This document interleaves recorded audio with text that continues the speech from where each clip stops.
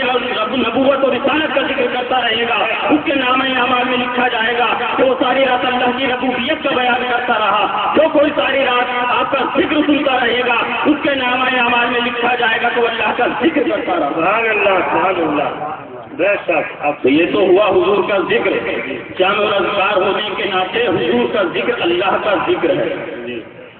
اب یہ بات بھی یاد رکھے کہ اب اگر کوئی یہ عقیدہ رکھے کہ حضور اللہ ہے، حضور اللہ ہے، تو کافر و مشرک ہو جائے گا۔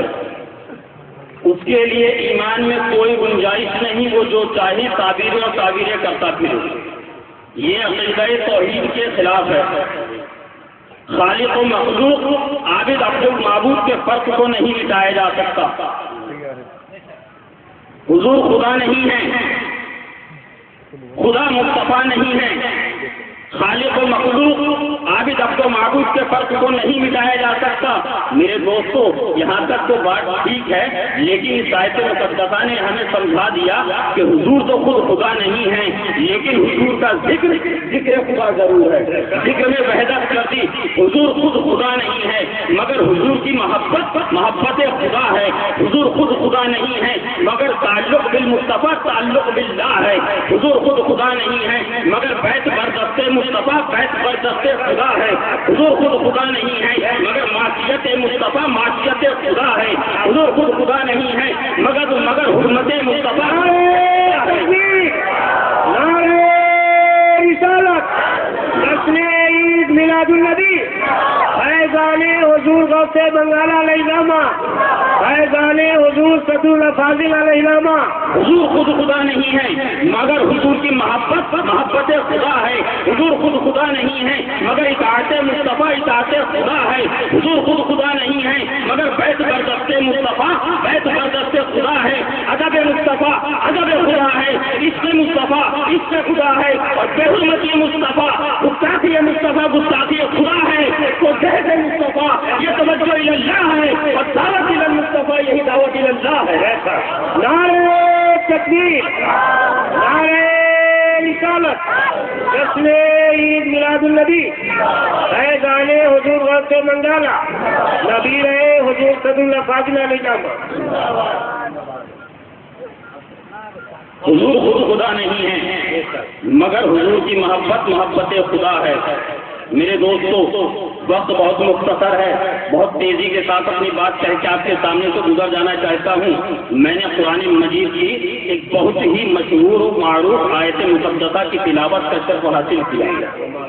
وما ارسلناک الا رحمۃ للعالمین، اے محبوب، ہم نے آپ کو تمام جہان کے لیے، تمام جہانوں کے لیے رحمت بنا کر بھیجا۔ حضرات، اللہ تبارک و تعالیٰ پوری کائنات کا رب ہے، اور اس کی شان ربوبیت کا اولین تقاضا یہ ہے کہ اس کی رحمت ہر ایک کے سر پہ سایہ فگن ہے۔ ہر ایک کے سر پہ اس کی رحمت کا سایہ فگن ہے۔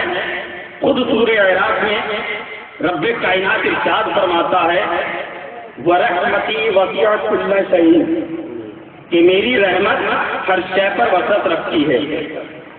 کائنات کی کوئی شے ایسی نہیں جو میرے دامن رحمت میں موجود نہ ہو۔ حضرات، اب دیکھنا یہ ہے کہ شے کس کو کہتے ہیں، شے کیا چیز ہوتی ہے، شے کس کو کہتے ہیں۔ تو انسان ایک شے ہے، اور سب انسانوں کی یکجائی سے عالم انس وجود میں آیا ہے۔ اسی طرح فرشتے ایک شے ہیں، سب فرشتے ملے تو عالم ملائکہ بن گیا۔ حیوان ایک شے ہے، تمام حیوان ملے تو عالم حیوانات بن گیا۔ جسم ایک شے ہے، تمام جسم ملے تو عالم اجسام بنا۔ روح ایک شے ہے، تمام روحیں ملے تو عالم ارواح معروف وجود میں آیا۔ اسی طرح مادی کائنات نے ہر شے کو بناتا گیا، اللہ تبارک و تعالیٰ ایک ایک شے کو بناتا گیا، اور ہر شے سے ایک عالم بنتا گیا۔ کل شیء سے تمام عالم، کل شیء سے تمام اشیاء کیا تمام شے اس میں آ جاتی ہیں. بندہ عرض کرتا ہے مولا ہمیں کلّا شیء کے معنی تو سمجھ میں آ گیا مگر تیری رحمت سے مراد کیا ہے جس کا سایہ ہر ایک کے سر پہ سایہ فگن ہے. اللہ تبارک و تعالیٰ سورہ اعراف میں سورہ انبیاء میں ارشاد فرماتا ہے وما ارسلناک الا رحمۃ للعالمین. اے محبوب ہم نے آپ کو تمام عالم کے لیے رحمت بنا کر بھیجا ہے. بندہ عرض کرتا ہے مولا تیرا محبوب تیری رحمت ہے, تیرا محبوب کتنے اس کے لیے رحمت ہے اور کتنوں کے لیے نہیں اس کا بھی اندازہ ہو جائے. وہ کن کن جہانوں کے لیے رحمت ہے اور کن کن کے لیے نہیں اس کا بھی پتہ چل جائے. تو اللہ تبارک و تعالیٰ اپنا تعارف فرماتے ہوئے قرآن مجید میں ارشاد فرماتا ہے الحمدللہ رب العالمین. سب تعریفیں اللہ ہی کے لیے ہیں جو تمام جہانوں کا پرورش فرمانے والا ہے, جو تمام جہانوں کا پرورش فرمانے والا ہے. کہ جس عالم کا میں رب ہوں اس عالم کے لیے میرا محبوب رحمت ہے. اگر کوئی عالمین کی کوئی شے میرے دامن رحمت سے خارج نہیں ہو سکتی تو کوئی عالمین کی شے میرے محبوب کے رحمت سے بھی خارج نہیں ہو سکتی.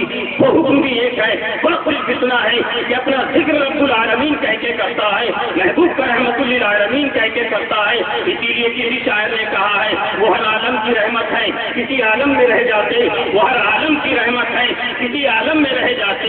یہ ان کی مہربانی کے یہ عالم پسند آیا. آؤ مصطفیٰ جان رحمت کی بارگاہ میں آؤ. تھوڑی دیر سوچنے کے بعد تھوڑا مطالعہ کرنے کے بعد آپ کا ذہن خود ساتھ دے دے گا. اگر تبلیغ کی دنیا میں دیکھیے گا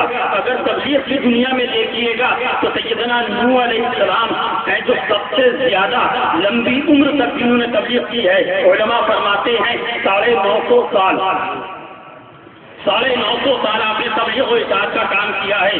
اور میرے پیارے نبی نے صرف پیارے مصطفیٰ جان رحمت صلی اللہ علیہ وسلم نے کل 23 برس تبلیغ و ارشاد کا کام کیا ہے. 40 سال کی عمر شریف میں اعلان نبوت فرمایا اور 23 سالہ مختصر زندگی جو اعلان نبوت کے بعد کی ہے اس کو ملاحظہ کرو.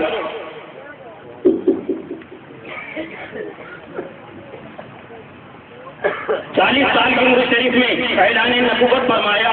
آج کچھ لوگ کہتے ہیں کہ 40 سال کی عمر شریف میں نبوت ملی, ارے نادان ملی. حضرت آمنہ فرماتی ہیں آنے کو دنیا میں بڑے مرتبے والے آئے ہیں, آنے کو دنیا میں بڑی شان و شوکت والے آئے ہیں, لیکن میرا لاڈلا اس شان کے ساتھ آیا ہے کہ آتے ہی اپنے رب کی بارگاہ میں سجدہ کر دیا اور صرف سجدہ نہیں کیا بلکہ یا رب حبلی امتی کا نعرہ لگا دیا. کہ میرے رب میری امت کو بخش دے, اے میرے رب میری امت کو یہ ہیبا کر دے.